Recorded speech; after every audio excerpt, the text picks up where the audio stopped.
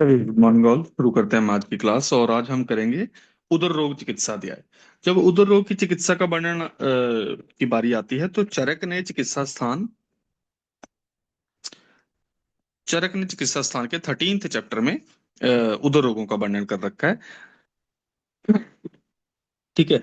तो अब आते हैं उदर रोगों की चिकित्सा का सीधा ही श्लोक नंबर 3। हमें सबको पता है कि चाहे चरक है, चाहे सुश्रुत है, चाहे भागवत है, चाहे माधव है, चाहे शारंगधर है, सबने ही उदर रोगों की संख्या कितनी मान रखी है? 8 मान रखी है। पातज, पित्तज, कफज, सन्निपातज। सन्निपातज को ही दुष्योदर बोलते हैं, हमें ये बात पता है। और प्लीहोदर हमारा आता है। प्लीहोदर के पैरेलली यकृतोदर होता है। ठीक है, मतलब प्लीहोदर यकृतोदर एक ही चीज है। फिर बदगदोदर, छिद्रोदर और जलोदर, यही मतलब 8 भेद बता रखे हैं। तो श्लोक में पहले अष्ट उदराणी पूर्वम उदिष्ठानी, बोले पहले जो बता रखे हैं वही 8 उदर रोग हैं। तेषु, अब इनमें से भाई असाध्यम, बद, गुदम, परिसराविम च, इसको हाईलाइट कर लेना। इसमें असाध्य सिर्फ दो हैं, बदगुदोदर और परिसरावियोदर। परिसरावियोदर को ही छिद्रोदर बोलते हैं दोस्तों। ठीक है। फिर अवशिष्टानी कृच्छ साध्यानी, जो बाकी बच जाते हैं वो सारे कैसे हैं? कृच्छ साध्य, इसको हाईलाइट कर लेना।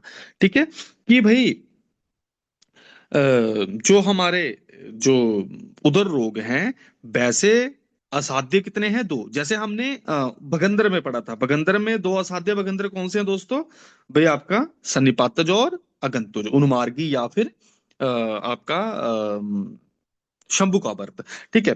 तो ये वाले दो असाध्य मान रखे हैं भगंदर, और बाकी के सारे भगंदर कैसे हैं? कृच्छ साध्य। उसी तरीके से उदर रोग बोल रखे हैं कि सारे के सारे उदर रोग कृच्छ साध्य हैं, दो को छोड़ के। एक आपका परिस्रावी उदर, जिसको छिद्रोदर भी बोलते हैं, दूसरा बदगुदोदर।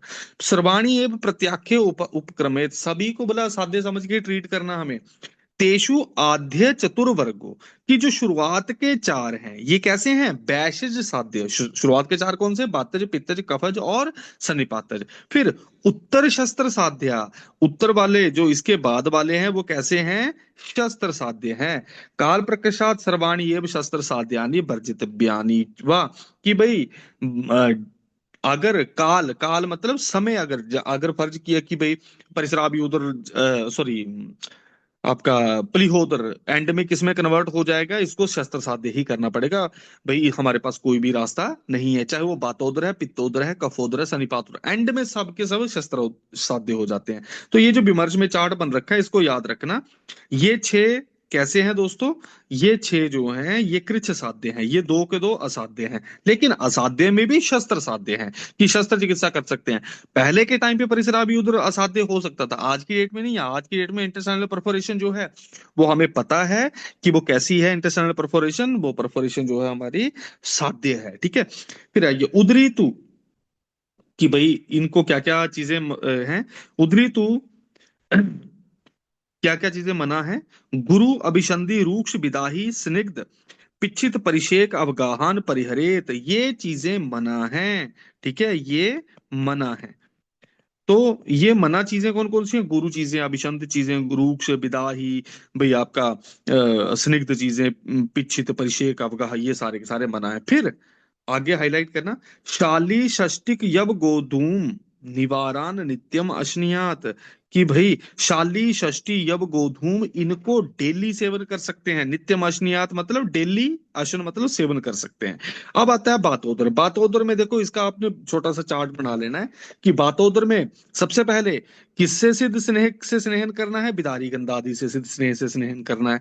फिर भाई किसके साथ इन्होंने अनुलोमन करने को बोल रखा है? तिलबक के साथ अनुलोमन करने को बोल रखा है।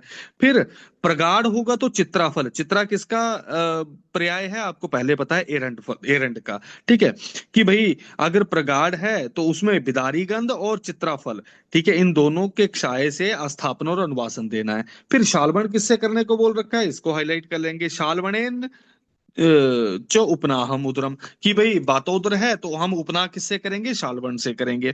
फिर भोजेत बिदारी गंधादि सिद्ध, तो भोजन भी बिदारी गंधादि से सिद्ध जो है हमें एक क्षीर जांगल रस के साथ देने को बोल रखा है। और बार बार स्वेदन करना है। ठीक है, स्वेदेत अभीक्षणम, बार बार स्वेदन करने को बोल रखा है, इसको हाईलाइट करेंगे। तो इसमें हमें क्या मेन पता चला कि बिदारी गंधादि मेन गण है। ठीक है, बिदारी गंधादि मेन गण है, किसमें? बी से बातोदर में, बातोदर में वी से बिदारी गंधा आदि से सिद्ध, उसी से सिद्ध घृत का सेवन करना है, उसी से सिद्ध आस्थापन अनुवासन बस्ती का प्रयोग करने को बोल रखा है। दूसरा नंबर अनुलोमन करना है तो तिलबक का प्रयोग करने को बोल रखा है। और भाई एरंड तेल के साथ बिदारी गंधादि को क्वाथ के साथ आस्थापन या अनुवासन बस्ती देनी है। भाई उपनाह कौन सा करना है, शालबन उपनाह करने को बोल रखा है। भाई भोजन किससे देने को बोल रखा है, वो फिर से बिदारी गंधादि से सिद्ध क्षीर और जांगल मासरस से देने को बोल रखा है। और सबसे अंत में बार बार स्वेदन करना है, स्वेदेत जो अभीक्षण, अभीक्षण का मतलब क्या होता है, बार बार करना। फिर आइए पित्तोदर, पित्तोदर है, देखो पित्तोदरानी मधुरगण विपक्वेन सर्पिषा स्नेहित्वा, कि भाई किससे स्नेहन करने को बोल रखा है, मधुरगण की औषधियों के साथ। फिर श्यामा त्रिफला त्रिवृत विपक्वेन अनुलोम्य, कि श्यामा त्रिवृत के साथ इसका, त्रिफला त्रिवृत के साथ इसका अनुलोमन करने को बोला है।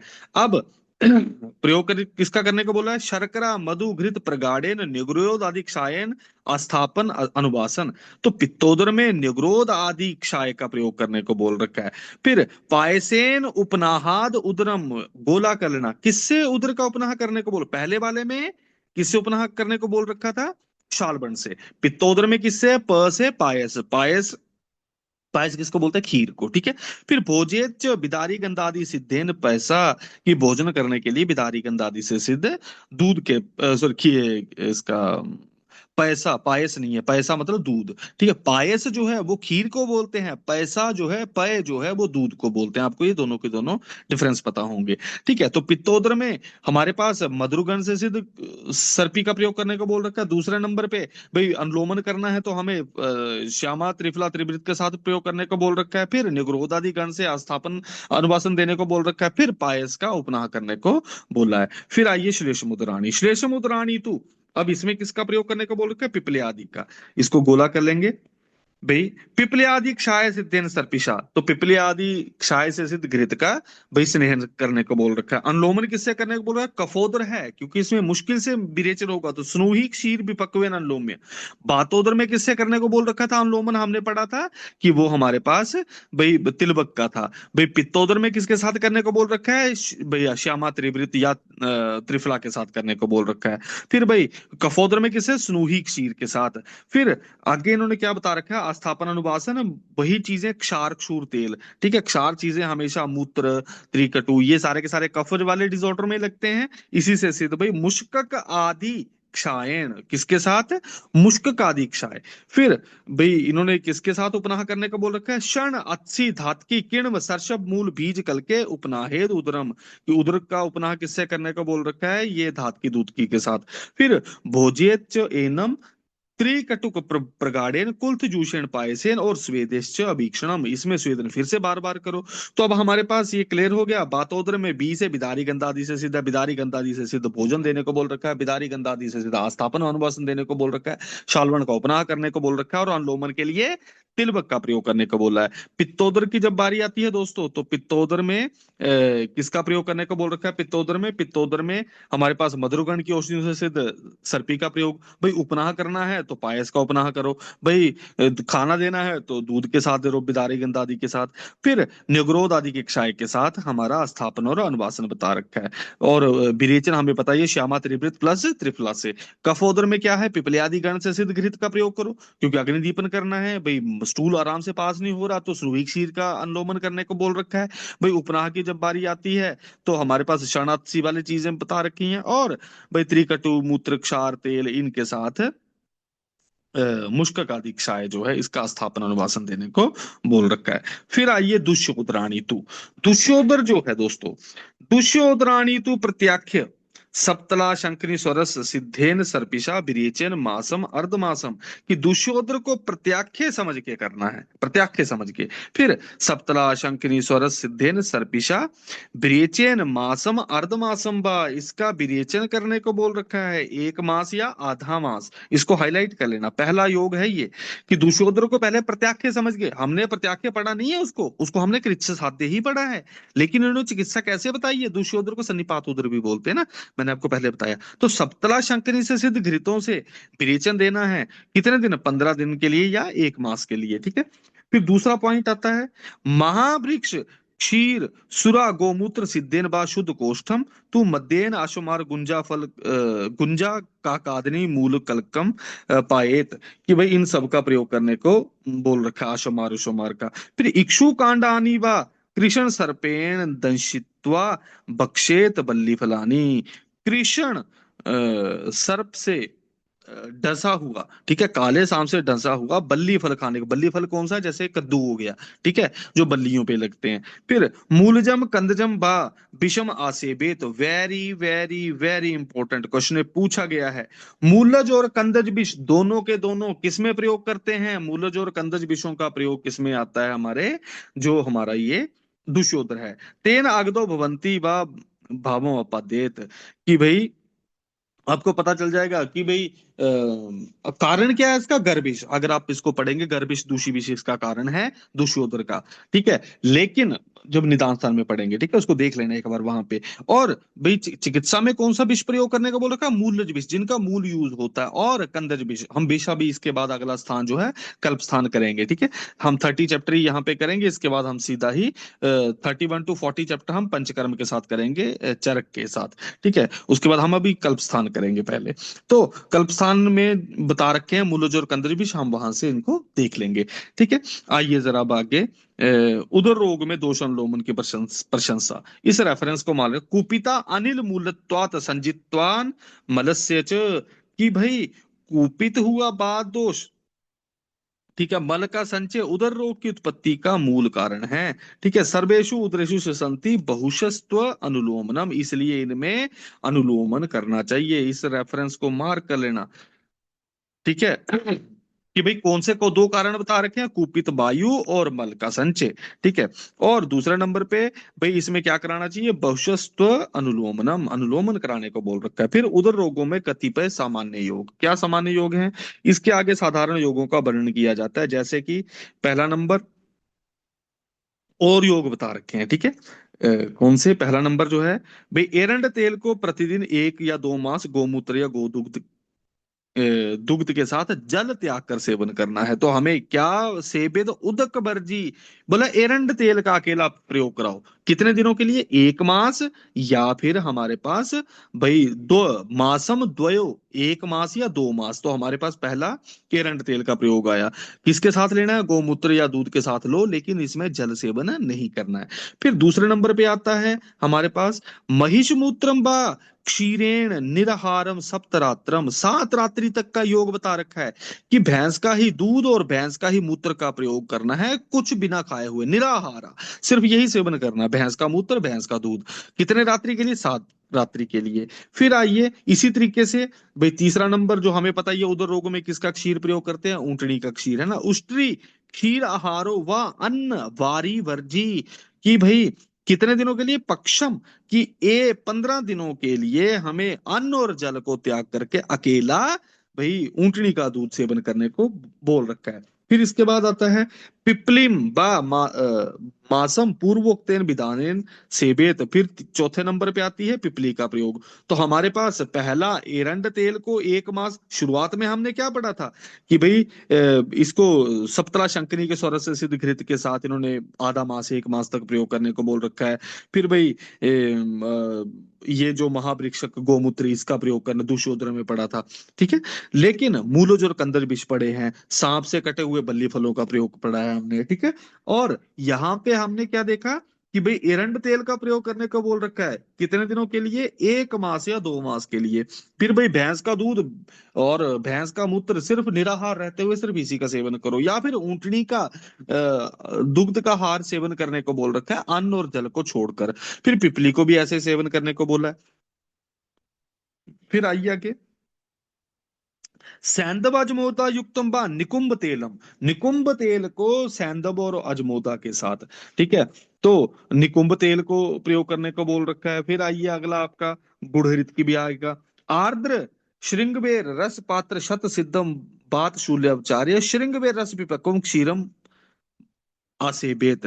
फिर चब्बे चित्र के सारे द्रव्य बता रखे हैं। ठीक है, स्वर जी का हिंगू मिश्रम पिबेत ज्योतिष ज्योतिष का फल तेलम, ये सारे के सारे जो योग बता रखे हैं।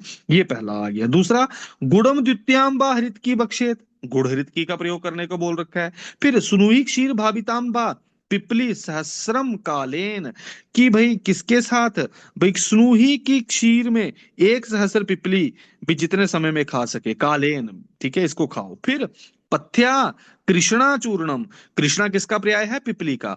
पथ्या और कृष्णा के चूर्ण को स्नूही क्षीर भावितम उत्कारिकम पकवाम दापेत। और तीसरा नंबर पे क्या आता है हमारा, पथ्या और कृष्णा, कृष्णा किसको बोलते हैं, पिपली को, मगा को, ठीक है। पथ्या और कृष्णा के चूर्ण को सुनुई क्षीर से भावित करके इसकी भाई उत्कारिका बना के इसका सेवन करने को बोला है। फिर आइए आगे, हृतकी चूर्णम प्रस्थम आड़के घृतस्य व अपि अंगारेशु अभिलाप्य, कि भाई एक प्रस्थ हृतकी के चूर्ण को एक अड़क घी में मिलाकर अग्नि पे पिघला दिया इसको। फिर भाई क्या करना, जौ की राशि में कितने दिन, 15 दिन सुरक्षित रखें। फिर उसे निकालकर उसको छान ले, हृतकी क्वा तथा खट्टा दही मिलाकर इसको पकाएं। इस विधान के अनुसार 1 मास या 15 दिन इसको पिलाने को बोल रखा है। तो ये हमारे पास हृतकी का जो है चूर्ण है, इसको घी मिलाकर भाई इसको मिला लिया। फिर इसके बाद इन्होंने भाई जौ के इसके राशि में 15 दिन के लिए रखो, फिर उसको निकाल लो, फिर हृत की क्वाथ और खट्टा दही मिलाकर इसको पकाएं, इसको 15 दिन तक सेवन कराएं। ठीक है। फिर आइए आगे, गब्य पैसी महाक्षीरी महावृक्ष, महावृक्ष किसका पर्याय है दोस्तों, महावृक्ष पर्याय है स्नूही का। ठीक है, पर्यायों को याद रखना। कृष्णा किसका पर्याय है, पथ्या किसका, पथ्या हृतकी का पर्याय है। पैसा किसको बोलते हैं, पायस किसको बोलते हैं, ठीक है। ये चीजें आपको पता होनी चाहिए। फिर और अगला आता है, ये चब्बे चित्रक वाला, ये इसको हाईलाइट कर लेना। ठीक है।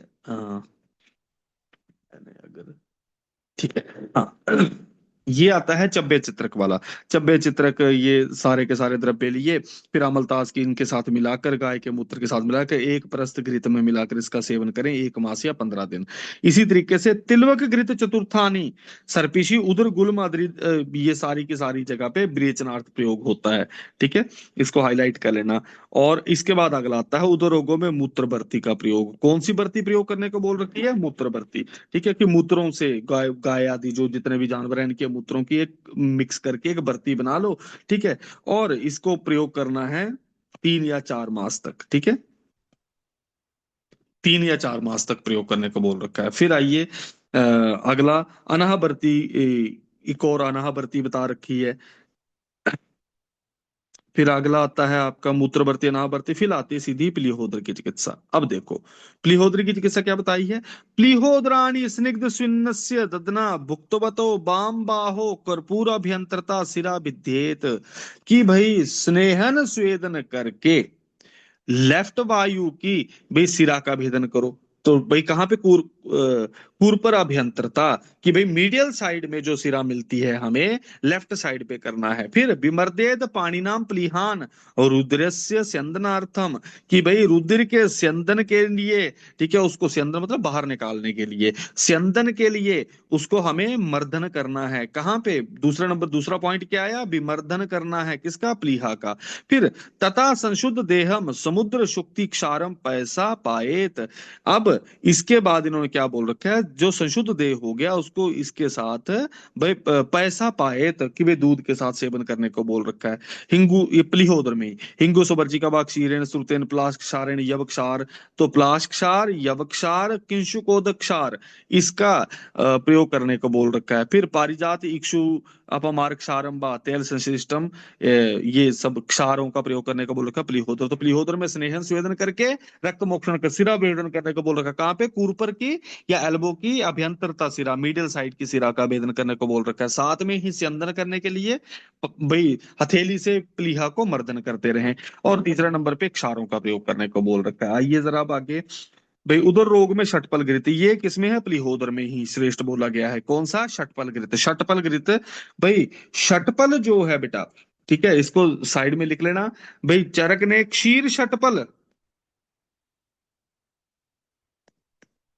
क्षीर षटपल, ठीक है, ये घृत जो है चरक ने बता रखा है गुलम में, कफज गुलम में। ठीक है, और तिक्त षटपल जो है,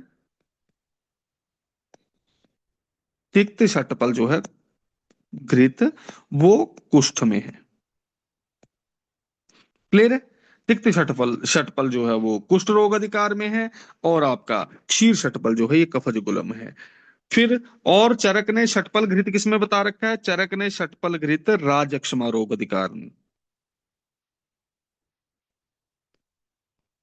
ठीक है, राजक्षमा रोग अधिकार में बताया है षटपल घृत। हाँ जी, हाँ जी, हाँ जी।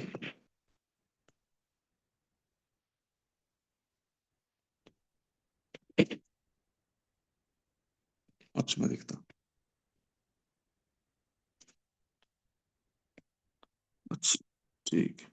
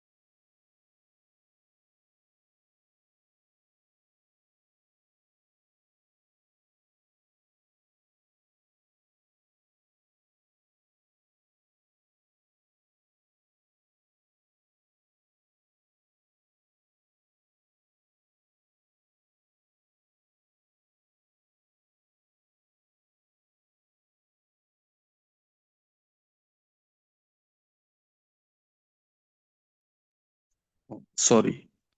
मैं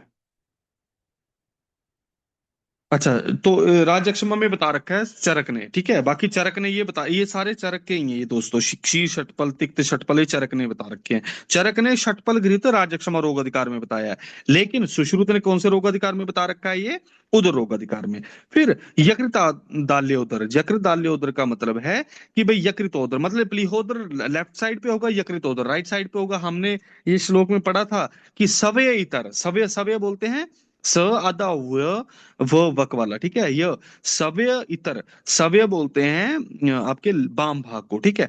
बाम भाग के इतर जो है वो कौन सा वाला है हमारा? भाई यकृतोदर होता है। तो इन्होंने बस यही बता रखा है कि यही आपने दक्षिण बायु की सिरा, बाहु की सिरा का भेदन करना है। फिर एक और चीज आती है प्लीहोदर में, सिरादाह। एक तो सिरामोक्षण आ गया, एक सिरादाह आ गया। सिरादाह क्या बता रखा है भाई? मणिबंध सकृन नाम्य वाम अंगुष्ठम स्मीरिताम, कि भाई मणिबंध में उसको थोड़ा सा झुका के, ठीक है, अंगुष्ठ वाम अंगुष्ठ में, ठीक है, इसको झुकाकर भाई जो सिरा है वहां पे भाई क्या करने को बोल रखा है? दह्येत सिरयाम शरेण आशु प्लीहा वैद्य प्रशांत्य, कि भाई इनको भाई दाह करने को बोल रखा है, इससे जो है प्लीहा जो है शांत हो जाती है। ठीक है। तो ये सारा का सारा आपको ये सारा का सारा आपको याद रखना है। तो सिरा मोक्षण भी बताया है, सिरा दाह भी। सिरा दाह का, सिरा मोक्षण बताया है कूद पर संधि पे। सिरा दाह कहाँ बताया है? अंगूठे जहां पे हम कैनला लगाते हैं यूजुअली, ठीक है, भाई अंगूठे की मूल की सिरा का, ठीक है। फिर आइए बद गुदोदर परिसरावी उदर, बद गुदुर बद गुदे परिसराविणी च स्निग्ध स्विन्नस्य अभक्तस्य अधोनाभे, ठीक है, कि भाई बद गुदोदर परिसरावी उदर में स्नेहन स्वेदन और अभ्यंग से युक्त रोगी की नाभि के नीचे, कहां पे करेगा? अधो नाभे। कहां पे? बाम, बामतः की नाभि के आधा में लेफ्ट साइड पे 4 अंगुल नीचे, ठीक है। रोम राज्याम उदरम पाटित्वा चतुर अंगुल प्रमाणेन, भाई कितना प्रमाण का पाटन करने को बोल रखा है? 4 अंगुल का प्रमाण का पाटन करने को बोल रखा है। आप समझिए कहां पे करने को बोल रहा है? कि नाभि के आधा में, ठीक है, देखो इंसिजन बता रखा है देने को उन्होंने, कहाँ देना है कि आपका अगर इंटेस्टाइनल ऑब्स्ट्रक्शन है, चाहे वो कैसे है, ठीक है, उसको आपने भाई नाभि के आधा में बाम भाग में लेफ्ट साइड में 4 अंगुल नीचे और 4 अंगुल प्रमाण का ही करना है। कि नाभि से तो 4 अंगुल नीचे हो, और प्रमाण कितना बता रखा है, चतुरंगुली। ठीक है भाई, चतुरंगुलम प्रमाणम आंतराणि निकृष्य, फिर आंत्र को बाहर निकालते हैं, निरीक्ष्य फिर उसका निरीक्षण करके, आज भी यही करते हैं, आजकल तो लेप्रोटमी करते हैं, सीधा पेट सेंटर से फाड़ते हैं। ठीक है, बद्ध गुदस्य आंत्रम रोधकम अश्मान बालम व अपोह्य मल जातम व ततो, कि भाई बद्ध गुदोदर किसकी वजह से है, पत्थर की वजह से है, बाल की वजह से है, बाल की वजह से ट्राइकोबजार जो होता है। ठीक है भाई, मल जातम या फिर मल फंसा हुआ वहां पे, उसको आपने निकालना है। फिर मधु सर्पी भ्याम अभ्यज्य अंतराणी यथा स्थानम स्थापिता, कि उसको जब अपनी जगह पे फिर से डालना है घट को, तो मधु और घृत के साथ भाई उसको लेप करके अंतर को अंदर डाल दो। ठीक है, आज भी मॉडर्न साइंस जो है गट को बैट मॉब से पकड़ती है, सेम वही कॉन्सेप्ट है। बाह्यम व्रणम उदरस्य सीवियत, और जो बाहर का व्रण होगा इसको हमने सीवन कर देना है।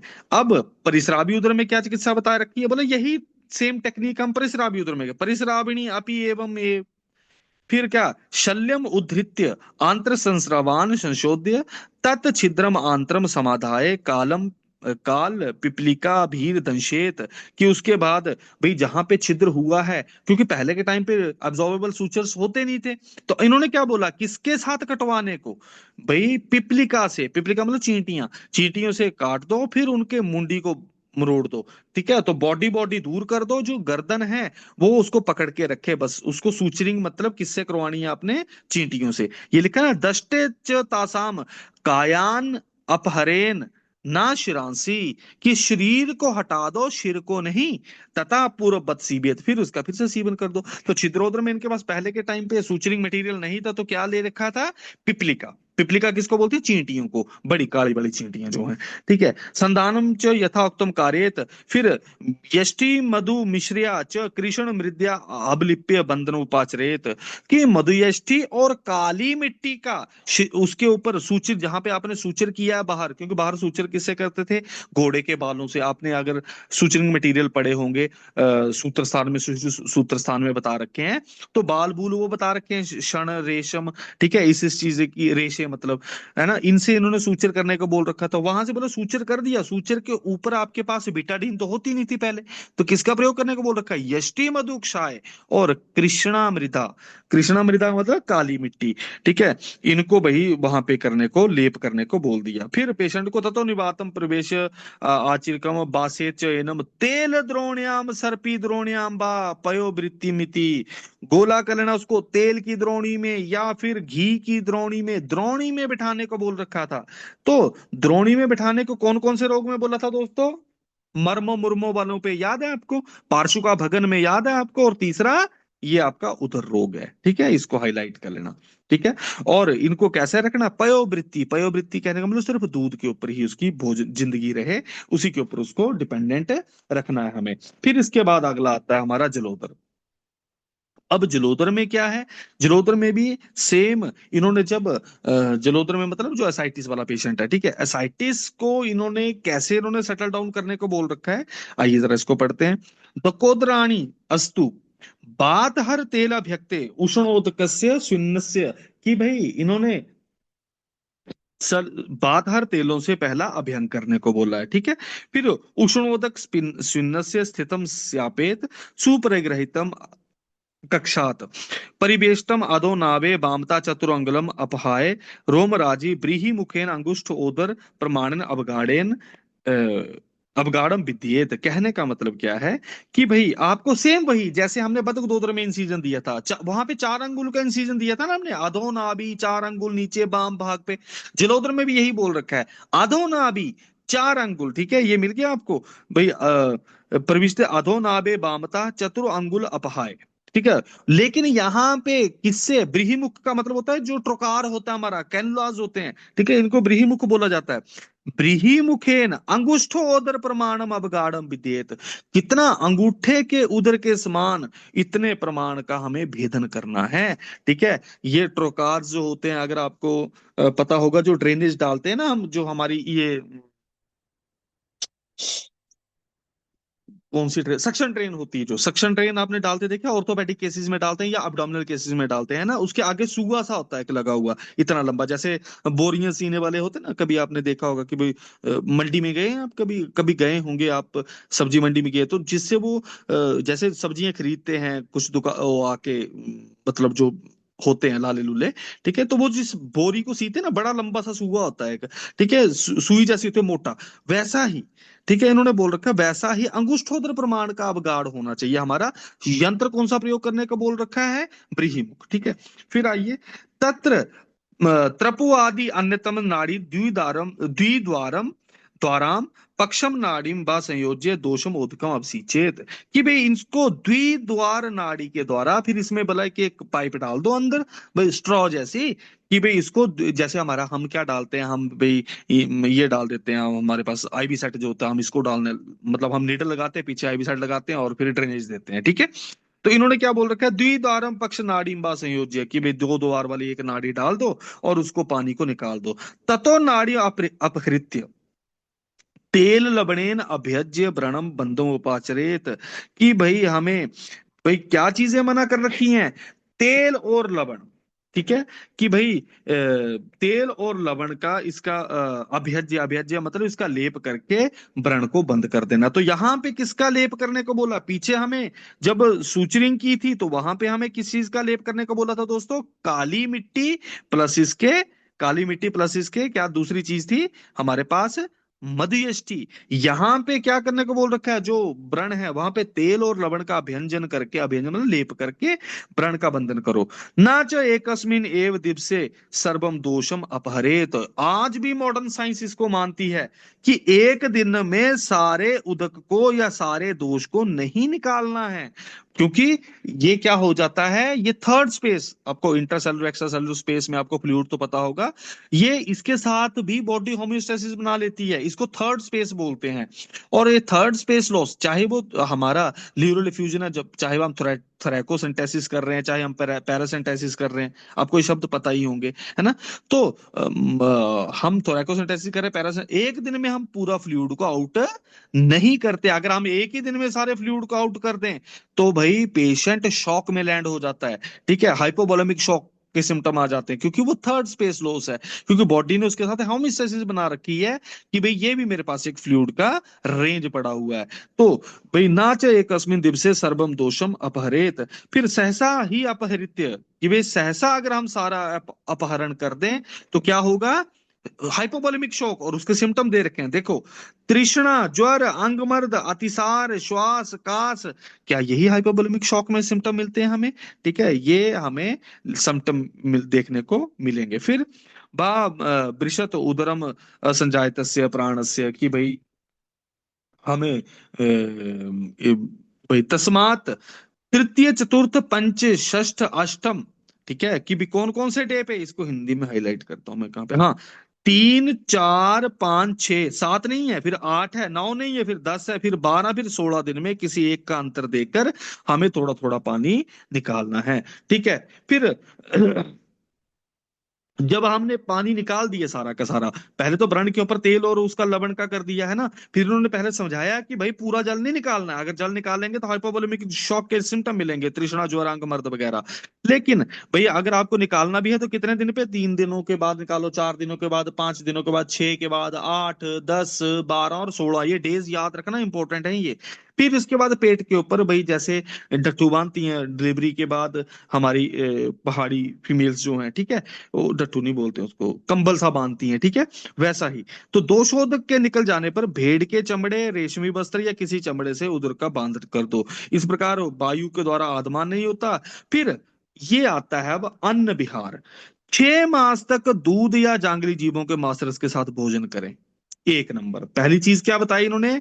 6 मास तक आपने दूध या जांगल मांसरस सेवन करना है। दूसरे नंबर, 3 माह तक आधा जल मिले हुए दूध, खट्टे फल का रस, जंगली जीवों के मांस रस के साथ भोजन दें। दूसरा नंबर, अगले 3 महीने क्या करना है कि दूध में आधा जल मिला देना है, फिर खट्टे फल खाने हैं, साथ में जंगल जीवों के मांस रस के साथ भोजन दो उसको। लास्ट के 3 में हल्का अन्न देने को बोल रखा है, हितकर हल्का अन्न सेवन करें। इस प्रकार से एक वर्ष में रोग रहित हो जाता है। ठीक है, हमने एक वर्ष का कि एक वर्ष तक भगंदर वाले को भी बचा के रखो, एक वर्ष तक और किसको बचाने को बोल रखा है, अश्विनी वाले को परिहार काल बता रखा है, और एक वर्ष तक इनको भी, उदर रोगी को भी बचाने को बोला। तो एक वर्ष परिहार, एक साल तक परिहार काल किसका है, जलोदर वाले का। तो जलोदर वाले में 6 मास तक दूध और जल, दूध और सॉरी जंगली जीवों का मांस रस, अगले 3 मास जो है दूध प्लस आधा जल प्लस इसके भाई जंगल मांस रस और खट्टे फलों के साथ भोजन दो, और लास्ट में हित का हल्का अन्न देने को बोला क्या, लास्ट के 3 महीने। ठीक है। चरक, चरक पहले 6 माह दुग्धाहार, चरक 6 माह दुग्धाहार। ठीक है। अगले 3 माह दुग्ध प्लस पेया, और लास्ट के 3 में भाई आपका भाई कोदो, कोद्रब, कोद्रब कुद्रब ये है ना, सांबर जुम्बर ये सारे की सारी चीजें, फिर भात, फिर इसको विदाउट नमक। ठीक है, विदाउट नमक, बिना नमक के, बिना लवण, और विद दुग्ध सेवन करना है, विद दूध सेवन करना है इसको। ठीक है। फिर इस तरीके से हमारा सारा का सारा ये उदर रोग का खत्म होता है। फिर अस्थापने च एव विरेचने च पाने तथा हार विधि क्रियासु सर्वो उदरीभ्या कुशले प्रयोज्यम क्षीरम श्रितम जांगलजो रसोबा। कि भाई हमें सभी इसमें क्या प्रयोग करने को बोल रखा है, इसको हाईलाइट करेंगे कि भाई अस्थापने च विरेचने च पाने क्षीर श्रीतम जांगल रसो, कि भाई क्षीर का प्रयोग और जांगल जीवों का मांस रस सेवन करने को बोला है। इस तरीके से हमारा उदर रोग खत्म होता है। क्या है दोस्तों, जिसका नाम है मूढ़ गर्भ चिकित्सा अध्याय। मूढ़ गर्भ चिकित्सा अध्याय की जब बारी आती है तो मूढ़ गर्भ का वर्णन और जगह हमें मिलता नहीं है, सिर्फ एक हारित ने हारित संहिता में चैप्टर 52, ठीक है, चैप्टर 52 में वर्णन मूढ़ गर्भ का मिलता है हमें। ठीक है। और मूड गर्भ जो है ये एक इम्पोर्टेंट चैप्टर भी निकल के आता है इसमें। हारित वाला पार्ट जो है इसको मैं लिखवाऊंगा भी। ठीक है। कल ही लिखवा पाऊंगा, आज हम मूड गर्भ को यहां से करते हैं। ठीक है। तो सबसे पहला मूड गर्भ, ना अतो अन्यतम कष्टतम अस्ति तथा मूड गर्भ शल्योदरण, बोला है कि इसके समान कोई और शल्य कष्टतम है ही नहीं। तो कष्टतम व्याधि कौन सी है, कुष्ठ सुश्रुत ने मानी है। कष्टतम शल्य कौन सा है, मूढ़ गर्भ। तो इसको हाईलाइट करेंगे, पहला ना तो अन्यतम कष्टतम अस्ति यथा मूढ़ गर्भ शल्योदरणम। अत्र ही योनि यकृत प्लीहा आंत्र विवर गर्भाशया नाम मध्य कर्म कर्तव्यम स्पर्शेन, कि भाई यहाँ पे हमें, क्योंकि इसमें योनि यकृत प्लीहा आंत्र, इसके बीच में गर्भाशय के मध्य में स्पर्श के द्वारा कार्य करना पड़ता है, इसलिए ये कष्टतम शल्य है। ठीक है। फिर अब इसमें शल्य के प्रकार कौन कौन से बता रखे हैं, ये 10 प्रकार की सर्जरी बताई हैं। उत्कर्षण, अपकर्षण, स्थान अपवर्तन, उद्वर्तन, उत्कर्तन, भेदन, छेदन, पीडन, ऋजुकरण और धारण। तो इसको कैसे याद रखेंगे हम, भाई छेदन भेदन पीडन धारण। ठीक है। छेदन भेदन पीडन धारण, ये हमारे 4 प्रोसेस हो गए सर्जिकल। फिर इसके अलावा दारण हो गया अण से रिजुकरण, ठीक है, 5वां। फिर उत्कर्तन उद्वर्तन, उत्कर्षण, अपकर्षण, और एक बच गया हमारा स्थान अपवर्तनम। ठीक है। तो छेदन भेदन पीडन दारण, और इसके अलावा हमारे पास क्या क्या आगे, रिजुकरण, फिर उत्कर्तन उद्वर्तन, उत्कर्षण अपकर्षण और स्थान अपवर्तन। तो ये हमारे पास सारे के सारे भाई जो है 10 जो सर्जिकल है। ठीक है। 10 प्रकार के शस्त्र कर्म बता रखे हैं, कितने बता रखे हैं, 10 शस्त्र कर्म। ठीक है। आइए जरा, ये जो ना ये श्लोक है अगला, ये आपका भी पता नहीं बुक में हाईलाइटेड होगा कि नहीं। तत्र समासेन अष्टविधा मूढ़ गर्भ गति उदिष्टा स्वभाव गता अपि त्रया संगा भवंती, कि भाई 8 प्रकार की तो मूड गर्भ की गतियां होती हैं, हमने पढ़ी हैं। ठीक है, उसमें से अंतिम 2 असाध्य होती हैं, हमने ये भी पढ़ा है। जिसको अष्टांग हृदय ने किस नाम से वर्णन किया है? विषकंभ नाम से। आप लिख लेना साइड में, अष्टांग हृदय ने मूड गर्भ की अंतिम 2 गतियों को विषकंभ नाम से वर्णन कर रखा है। ठीक है। और म, ये 3 प्रकार के संघों का यहाँ पे वर्णन है। कौन कौन से 3 संघ हैं मूड गर्भ के? भाई पहला नंबर आता है आपका भाई शीर्षा, दूसरा अंश्यो, तीसरा जगनस्य बा। शिर, अंश और जगन, ये 3 प्रकार के संघ हमें देखने को मिलते हैं। फिर आइए आगे, मूड गर्भ में मंत्र। क्वेश्चन ने बहुत बार पूछा था, कौन सा मंत्र? च्यावन मंत्र। कौन सा मंत्र प्रयोग करते हैं? च्यावन मंत्र। देखते हैं, जीविते तु गर्भे सूतिका गर्भ निहरणेन प्रतेत, कि अगर जीवित है गर्भ, ठीक है, तो उसको सूतिका के गर्भ से निकालने की प्रयत्न करना चाहिए।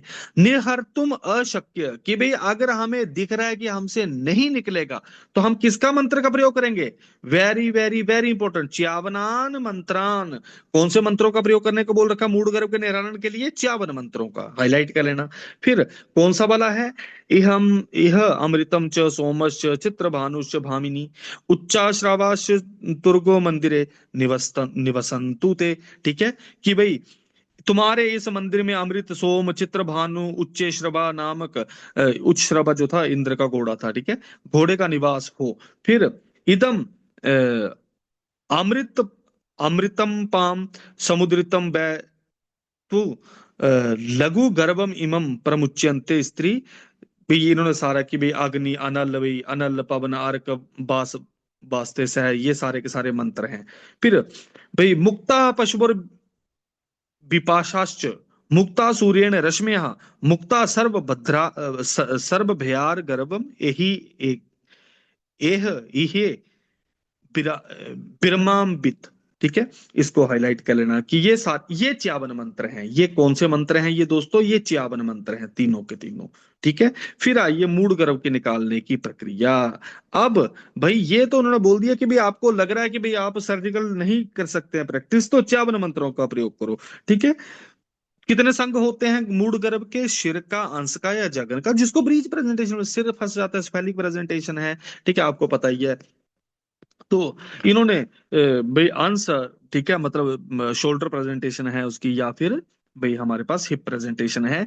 फिर आइए आगे, पूर्व कथित औषधियों का भी प्रयोग करें। फिर गर्भस्थ शिशु की मृत्यु होने पर गर्भिणी को चित्त लटाएं। गर्भस्थ बच्चा मर गया है अगर, फिर उसको दोनों जंघाएं सिकोड़ के, मतलब लिथोटोमी पोजीशन पे लेटा देना है। ठीक है। फिर भाई कटी के नीचे कपड़े की गद्दी रख दे, फिर कटी बाग ऊंचा कर दे। फिर धनवन नागवृत्ति का, सेमल का लुआब घी पर हाथ पर लेप करके योनि में प्रवेश करें और गर्भ को निकालें। तो पहले के टाइम पे जाइलोकिन जेलीज नहीं होती थी, है ना, तो इन्होंने इसका प्रयोग करने को बोल रखा है। इनमें जंघाओं के द्वारा निकले हुए गर्भ को अनुलोम रूप से खींचें। ठीक है। अगर भाई कैसा आ रहा है, जो जो सख्ती वाला है, ठीक है, सख्ती व्यायाम, जिसको प्रेजेंटेशन क्या है, पहले टांग ही निकाल रहा है बाहर, बच्चे की टांग हाथ में आ रही है, तो उसको अनुलोमन करके निकालो। एक सख्तनिया, कि एक जंगा के बाहर आने पर दूसरी जंगा को भी फैलाकर गर्भ को निकालें। फिर दूसरा पॉइंट आता है हमारे पास ये वाला। ठीक है, एक जंगा निकल आई है तो दूसरी को भी निकालो। तीसरा पॉइंट है नितंब को दबाकर ऊंचा उठाने और जंगाओं को फैलाकर गर्भ को निकालें। फिर तिरछे आए हुए गर्भ को की भांति भी गर्भ के पिछले आधे भाग को ऊपर उठाकर अगले आधे भाग को योनि मार्ग से सीधा करके गर्भ को निकालें। फिर पार्श्व की ओर सिर मुड़े हुए गर्भ में कंधे को दबाकर दबाकर ऊपर उठाएं। फिर सिर को योनि मार्ग में लाकर गर्भ को निकालें। मतलब ये हर तरीके से इन्होंने बेसिफेलिक प्रेजेंटेशन को भी चेंज करने को बोल रखा है। और अंतिम की 2 गतियां जो होती हैं, अंतम के 2 जो मूड गर्भ हैं, मूड गर्भ की 8 गतियों में अंतिम के 2, इनको क्या बोला गया? असाध्य। ठीक है। फिर आइए आगे, मूड गर्भ को निकालने के लिए शस्त्र प्रयोग हाईलाइट करें। सचेतनम च शस्त्रेण ना कथंचन धारेत। हमने भी वहां पे पढ़ा था ना कि माता, हमने मूड गर्भ वाले अध्याय में पढ़ा था जहां पे सिजेरियन सेक्शन करने को बोल रखा था, कि माता अगर जीवित है तो भाई तुम ऐसे मत चीरे मारने लग पड़ना। ठीक है, उस टाइम पे एनेस्थीसिया होता नहीं था। सचेतनम च शस्त्रेण ना कथंचन धारेत, कि भाई अगर सचेतन है, ठीक है, सचेतनम च शस्त्रेण न कथनचन धारयेत। तो ये मूड गर्भ की बात कर रहे हैं, ये सीएस की बात नहीं कर रहे हैं यहाँ पे, कि भाई अगर बच्चा जीवित है तो उसको भाई शस्त्र से काट मत देना, क्योंकि उसका ब्लीडिंग होगी। ब्लीडिंग होगी तो वो माता के नाभि नाड़ी के साथ जुड़ा हुआ प्लेसेंटल ओरिजेंट है, वहां से सारी सप्लाई आ रही है, तो माता का ब्लड लॉस हो जाएगा और उससे मां मर सकती है। दार्यमाणम ही जननी आत्मनम च घातेत, क्योंकि काटने पर माता और शिशु दोनों की मृत्यु हो जाती है। ठीक है, अविश्य है विकारे तु श्रेयो गर्भस्य पात्रम ना गर्भिण्या, कि भाई इस असहनीय व्याधि की दशा में गर्भपात करना कल्याणकारी होता है, गर्भिणी की मृत्यु ना हो इसलिए उपस्थित वस्तु को नहीं छोड़ना चाहिए, अर्थात उस गर्भिणी की रक्षा करनी चाहिए। फिर आइए, स्त्री को आश्वस्त करके कौन सा शस्त्र प्रयोग करने को बोल रखा है मूड कर्म में। जिस तरीके से उधर रोग हमने ब्रीही मुख पढ़ा है ना, उसी तरीके से यहाँ पे कौन सा है, तथा स्त्री आश्वास्य मंडल अग्रेण अंगुली शस्त्रेण व शिरो विदार्य, कि भाई अगर भाई स्त्री को आश्वस्त करके अपने बच्चे को मंडलागर और अंगुली शस्त्र, कौन से दो शस्त्र से, मंडलागर और, क्वेश्चन ये पूछा जाता आगे आएगा कौन सा शस्त्र प्रयोग नहीं करना है भाई, भाई वृद्धि पत्र शस्त्र प्रयोग नहीं करना। क्यों? क्योंकि ये हन्यात स्त्रियां, भाई ये स्त्री को भी मार देता है। तो देखो, स्त्री को आश्वस्त करके मंडलागर और अंगुली शस्त्र से गर्भ के सिर को फाड़े और सिर पर कपाल अस्थियों को खींचकर शंकु यंत्र, कौन सा यंत्र प्रयोग करने को बोल रखा है, शंकु यंत्र। शंकु यंत्र क्या होता है हमारे पास, एक फोरसेप टाइप, जो हम आपको पता ही ना, फोरसेप डिलीवरी आपने देख रखी होगी है ना।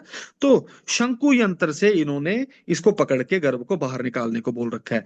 सिर के ना टूटने पर अक्षिकूट या कपोल प्रदेश को पकड़कर, कंधा फंसने पर आंस प्रदेश के बाहु को काटकर, मशक के समान फूले या वायु से भरे हुए उदर वाले गर्भ की उदर को चीरा लगाकर आंत्र को निकालकर गर्भ को पतला करके ही बाहर निकालना है। ठीक है, तो इन्होंने यहाँ पे कौन से शस्त्र प्रयोग करने को बोला, मंडलाग्र और अंगुली शस्त्र। कौन से यंत्र का प्रयोग करने को बोल रखा है, शंकु यंत्र। पर फिर अधिक क्या कहा जाए, यद अंगम ही गर्भस्य तस्य तस्य सज्जति तत् विषयक सम्यक निर्हरित्वा रक्षेन नारीम च यतनता, कि भाई जो अंग गर्भ का फंसता है उसी को निर्हरण कर देना काट के। फिर वायु के प्रकोप से गर्भ की गति नाना प्रकार की हो जाती है, ऐसी दशा में बुद्धिमान वैद्य को विधि पूर्वक कार्य करना चाहिए। ठीक है, तो बात के प्रकोप से गर्भ की गति नाना प्रकार की हो जाती है। फिर बुद्धिमान को वैद्य को एक क्षण भी मृत गर्भ की अपेक्षा ना करे, कि मरे हुए गर्भ की अपेक्षा नहीं करनी, क्योंकि वो सेप्टिसीमिया कॉज कर देता है। ठीक है, सेप्टिक हो जाता है वो, क्योंकि वह माता को उसी प्रकार शीघ्र मार डालता है जिस प्रकार श्वास रुकने से पशु की मृत्यु होती है। फिर मंडलाग्रम अग्रेण, ये आया इंपॉर्टेंट रेफरेंस बेटा, मंडलाग्रेण कर्तव्य छेदनम अंतर भी जानता, कि भाई हमें मंडलागर शस्त्र के द्वारा अंदर छेदन कर्म करना चाहिए। ठीक है, फिर आगे, वृद्धि पत्रम ही तीक्ष्णागरम नारीम हिंस्याद कदाचन, वेरी वेरी वेरी इंपॉर्टेंट, बहुत बार पूछा जा चुका है, कौन सा शस्त्र कर्म प्रयोग नहीं करना है, वृद्धि पत्र। फिर अथ अपतन कुछ नहीं है, फिर यदि अपरापातन ना हो तो भाई हमें अपरापातन कराना चाहिए। फिर बुद्धिमान वैद्य को तेल सिक्त योनि वाली उस स्त्री को धीरे धीरे हिलाकर कंधे को दबाकर अपरापातन करना चाहिए, अपरापातन हमें पता ही है। फिर शस्त्र कर्म के पश्चात का कार्य, शस्त्र कर्म के बाद हम क्या करेंगे दोस्तों, शस्त्र कर्म के बाद भाई जिस नारी का शल्य निकाला हो उसे उष्ण जल से स्नान कराएं, फिर तेल का अभ्यंग करके योनि में पिचु धारण करने को बोल रखा है। तो भाई शस्त्र कर्म कर दिया, उष्ण जल से स्नान कराओ, फिर भाई शरीर में तेल की अभ्यंग करके योनि में तेल का पिचु रखो। फिर और क्या बता रखा है इन्होंने आगे, इन्होंने एक बेटा वो द्रोणी, सॉरी मतलब जैसे हमारा क्या बोलते हैं इसको, जो ये बैग नहीं होता गर्म पानी वाला, ठीक है, वैसे ही इन्होंने एक वो चीज बता रखी है कि भाई उसके ऊपर बैठने को बोल रखा है। क्या, उसका जरा पढ़ते हैं।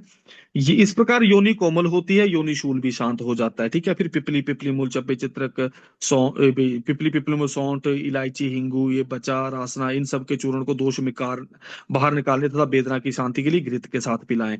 ठीक है, फिर आगे वरुण की छाल ये सारे के सारे घी के साथ पीने को बोल रखा है। इसके पश्चात 3 5 या 7 दिन पुनः स्नेह पान कराएं, वेरी वेरी वेरी इंपॉर्टेंट, कि भाई ये मूड गर्भ में ये पर वैजिनल इन्होंने डिलीवरी करा रहे हैं, पर वैजिनल इन्होंने बच्चे की टांग पकड़ी है, ये अब्डोमिनल सीएस नहीं कर रहे हैं, माता जीवित है बच्चा मर गया है, उस कंडीशन में इन्होंने टांग काट दो, टांग फंस रही है, पेट फंस रहा है, पेट काट दो, बाजू फंस रही है, बाजू काट दो, बच्चा अगर मर गया है तो। ठीक है, ठीक है, अब इन्होंने शस्त्र कर्म के पश्चात इन्होंने क्या बोला कि भाई आपने क्या करना है शस्त्र कर्म के पश्चात, पहली चीज हमने जो है वो क्या करनी है हमें, भाई उष्ण जल से स्नान कराओ, फिर तेल का अभ्यंग कराओ, फिर तेल का योनि में पिचू रखो। इससे क्या होता है, योनि शूल शांत होता है। इसके अलावा योनि शूल शांत करने के लिए इन्होंने घृत का पान करने को बोल रखा है। इसके अलावा इन्होंने भाई स्नेह पान करने को बोल रखा है, 3, 5 या 7 दिन तक स्नेह पान करने को बोल रखा है। और रात्रि में विधि पूर्वक बना हुआ आसवरिष्ट पीने को बोल रखा है। ठीक है। और शीरीष और अर्जुन का क्वाथ आचमन के लिए हितकारी होता है, तो इसको गोला कर लेना। शीरीष कुंभ आचमने, ठीक है, आचमन के लिए हितकारी कौन सा है, इसको हाईलाइट करना। शीरीष और अर्जुन का क्वाथ कुल्ला करने के लिए हितकारी है। फिर भाई संपूर्ण रूप से शुद्ध हुई नारी नित्य स्निग्ध हितकर और अल्प भोजन करे, और स्वेदन और अभ्यंग कराए तथा क्रोध ना करे। 10 दिन तक इंपॉर्टेंट है, भोजन में बातहर द्रव्यों से सिद्ध दूध का सेवन करे।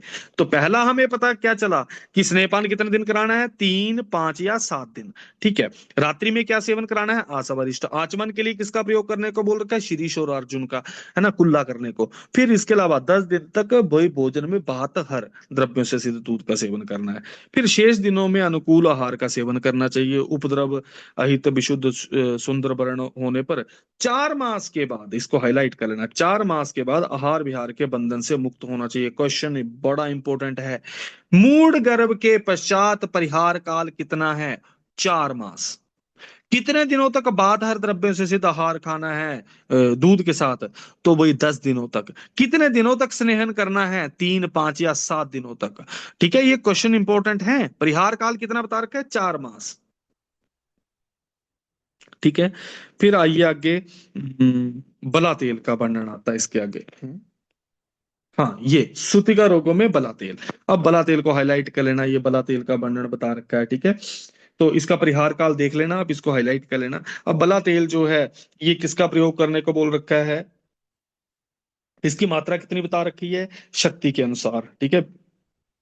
तेल की मात्रा का सेवन, गर्भ धारण करने वाली इच्छा वाली स्त्री, नष्ट शुक्र वाले पुरुष, बात से क्षीण, मर्म स्थान में चोट लगे हुए, कुचले चोट लगे हुए, हड्डी टूटे हुए, थकावट से पीड़ित व्यक्तियों के लिए सभी विधियों से इस तेल का प्रयोग करना चाहिए।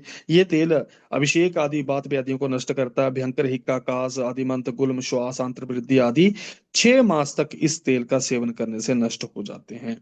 और इस तेल के सेवन से पुरुष के रस, रक्त आदि धातुओं की वृद्धि तथा उसका यौवन स्थिर रहता है। फिर राजाओं की कोटि के मनुष्य, सुखी, सुकुमार, संपत्तिशाली पुरुषों के लिए इस तेल का निर्माण किया गया है। फिर इसके बाद शतपाक बला तेल दूसरा आता है। ठीक है, इसका प्रयोग करने को बोल रखा है। फिर बला तेल के समान ही गुड़ूची तेल का निर्माण करने को बोल रखा है। ठीक है। शतपाक बला तेल को हाईलाइट कर लेना, इसकी मात्रा कितनी बता रखी है, इसको हाईलाइट कर लेना, 1 द्रोण मात्रा सेवन करने पर। ठीक है। इसको हाईलाइट कर लेना, एक एक द्रोण तेल सेवन करने से आयु 100 वर्ष की वृद्धि को प्राप्त करता है बंदा। फिर बुद्धिमान बता, बला कलक के अनुसार अति बला, गुड़ूची, सूर्यावर्त, ये सारे के सारे इनसे तेलों को सिद्ध करने को बोल रखा है। और इसका प्रयोग करने को बोल रखा है, और इनका प्रयोग जो है भाई बला तेल के समान ही होता है। तो इस तरीके से हमारा ये मूड गर्भ वाला अध्याय भी खत्म होता है।